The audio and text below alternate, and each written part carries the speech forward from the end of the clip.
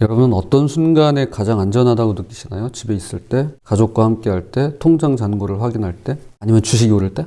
사람마다 안전을 느끼는 순간은 다를 겁니다. 어떤 분은 건강검진 결과가 정상으로 나올 때 안다고요. 어떤 분은 자동차 보험이 갱신될 때 안심한다고 합니다. 그런데 오늘 잠언은 우리에게 두 가지 피난처를 보여주는데요. 하나는 실제이고 하나는 상상입니다. 과연 어디서 진정한 안전을 찾을 수 있을까요? 두 가지를 함께 살펴보도록 하겠습니다. 자, 첫 번째, 허상이 아닌 실제를 의지합니다. 오늘 잠언은 흥미롭게도 게으름 이야기로 시작합니다. 9절, 자기의 일을 게을리하는 자는 패가하는 자의 형제니라. 게으른 자는 파괴하는 자의 형제라고 말씀하는데요. 우리는 보통 게으름을 아무것도 안 하는 것이라고 생각하기 쉽습니다. 그런데 성경은 그것만이 아니라 일을 시작했지만 마무리하지 않는 것도 이야기합니다. 생산적인 활동 없이 소비만으로 이루어지는 것을 의미한다고 볼 수 있을 겁니다. 가령 유튜브, 숏폼, OTT를 열심히 보고 SNS를 부지런히 업데이트하는 것이라 할 수 있겠죠. 오늘날로 말하면.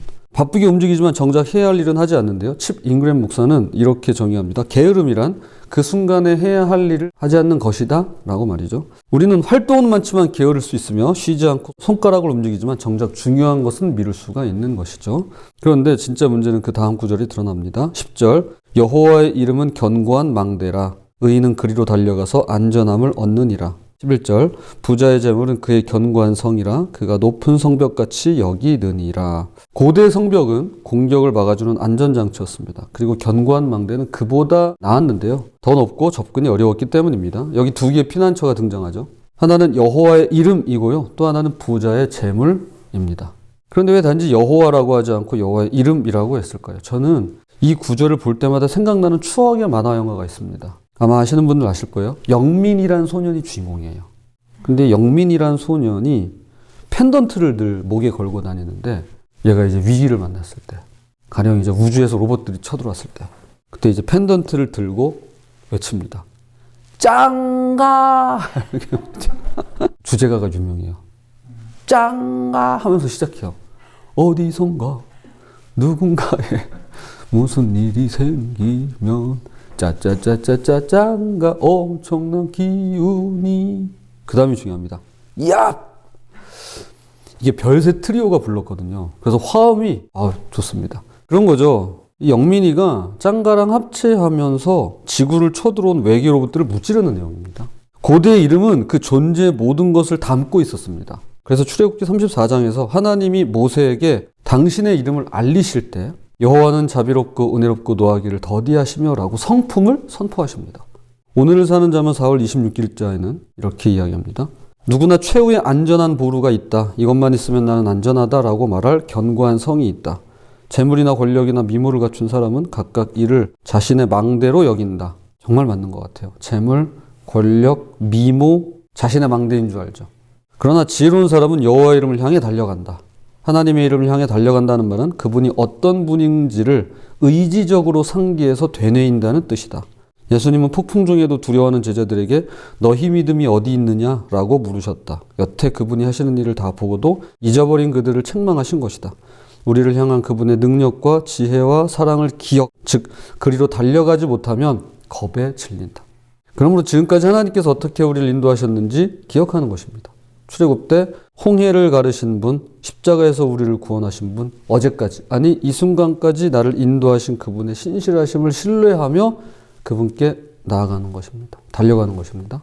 이것이 실제적인 안전이고 진짜 보호입니다. 그런데 11절입니다. 부자의 재물은 그의 견고한 성이라. 그가 높은 성벽같이 여기느니라. 여기서 여기느니라의 히브리어 어근은 마스키트라고 하는데요. 상상, 마음속 그림, 이미지라는 뜻이 있습니다. 즉 부자의 재물이란 실제로 견고한 성이 아니라 그냥 그렇게 여겨지는 것이라는 의미입니다.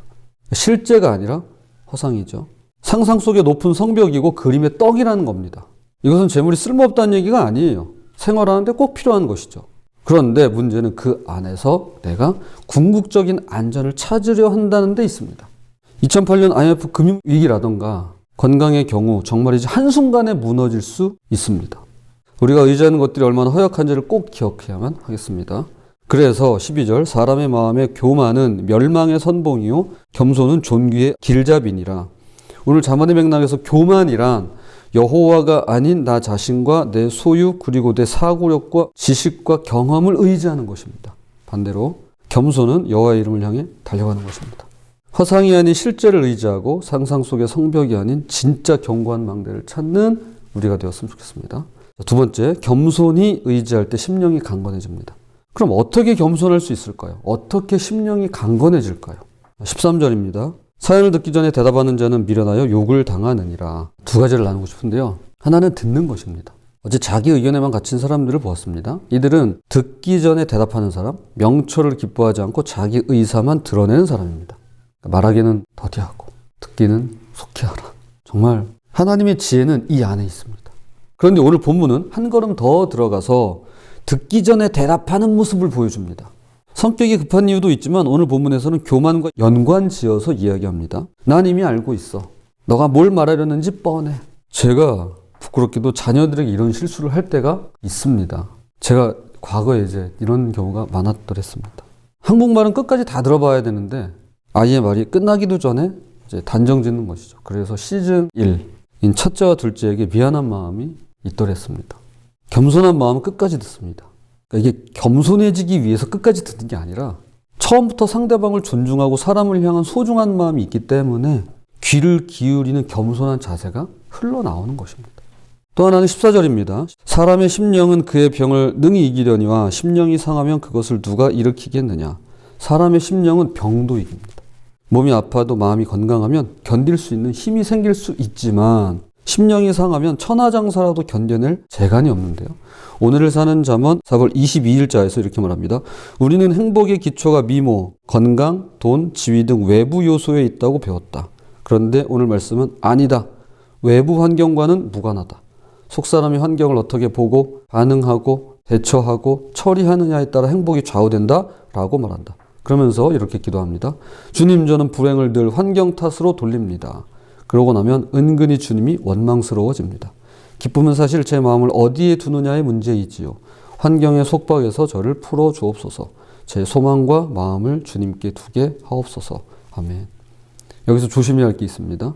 이것은 소위 정신승리가 아닙니다. 마음만 굳게 먹으면 다 된다가 아닙니다. 이를 악물고 버티자, 긍정적으로 생각하자는 자기 체면도 아닙니다. 그래서 긍정의 배신이라는 게 있죠. 잠언이 말씀하는 바는 이겁니다. 심령이 강건하려면 하나님이 나를 아시고 사랑하시며 인도하실 것이라는 믿음이 필요하다는 것입니다. 믿음 없이는 강건할 수 없습니다. 그래서 조금 사람이 생각이 건강한 것 같아, 건전한 것 같아. 그러면 그분은 분명히 뭔가를 믿고 있는 거예요. 믿는 구석이 있는 거예요. 내가 세상에서 어떤 평가를 받든 남들이 나를 어떻게 보든 하나님이 나를 사랑하신다는 사실 말이죠. 내가 그리스도 안에서 누구인지 아는 것, 이것이 우리 심령을 강건하게 하는 것입니다. 제 아내와 며칠 전에 나눈 대화 중에 그런 말을 했습니다. 왜 그렇게 다른 사람 시선을 의식했는지 모르겠다고. 그럴수록 불안해지는데요. 불안을 극복하는 것은 남을 더 의식해서 더 맞춰가는 게 아니라 정말 하나님을 믿는 것이라는 것입니다. 정말 하나님을 믿는 거예요. 불안의 요소가 크냐 작냐 많냐 적냐의 문제가 아니라 불안보다 그 불안을 잠재우고 그 불안을 뛰어넘을 수 있는 크신 하나님을 의지하는 믿음의 문제라는 것입니다. 그러니까 더 센 게 있으면 되는 거예요. 그럼 불안하지 않아요. 덜 불안해져요. 사실 불안은 늘 우리 가운데, 우리 주변에, 제 안에 있는 요소니 그걸 계속해서 이렇게 걷어내는 작업을 하는데 그건 더 센 분이 계시면 돼요. 더 센 분을 더 확실하게 붙들면 됩니다. 예수님께서는 겟세마네에서 심령의 고통을 겪으셨습니다. 심지어 십자가에서 나의 하나님 어찌하여 나를 버리셨나이까 라고 부르짖었습니다. 그러나 마침내 아버지여 내 영혼을 아버지 손에 부탁하나이다 라고 기도하셨습니다. 이것이 믿음 안에서 심령을 회복하는 길이고 겸손히 주님을 의지할 때 얻을 수 있는 심령의 강건함입니다. 어거스틴은 고백록에서 이렇게 썼습니다. 주님, 당신은 우리를 당신을 향해 살도록 창조하셨으므로 우리의 마음은 당신 안에서 안식할 때까지 쉴 수가 없습니다.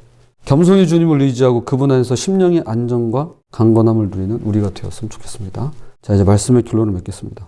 때론 부자의 재물에 마음이 더 갈 수는 있지만 진정한 안전은 오직 여호와의 이름에 있습니다. 재물이 우리를 지배하고 끌고 가지 못하도록 방금 전에도 말씀드린 것처럼 재물보다 더 크고 강하신 그분이 계시면 됩니다. 우리가 사는 세상에서 재물은 정말로 강력한 드라이브를 합니다. 우리를 끌고 갈 수밖에 없는 원인을 제공합니다. 오죽했으면 예수님께서 만몬하고 하나님하고 같이 섬길 수 없다 그러셨겠습니까? 그만한 힘이 있어요. 이걸 인정해야 됩니다. 우리 끌려가잖아요. 근데 얘보다 더 큰 게 있으면 돼요. 얘보다 더 센 게 있으면 돼요. 내가 그걸 인정하면 돼요. 그걸 믿는 거죠. 그래서 재물보다 더 크고 강하신 그분을 의지했으면 좋겠습니다.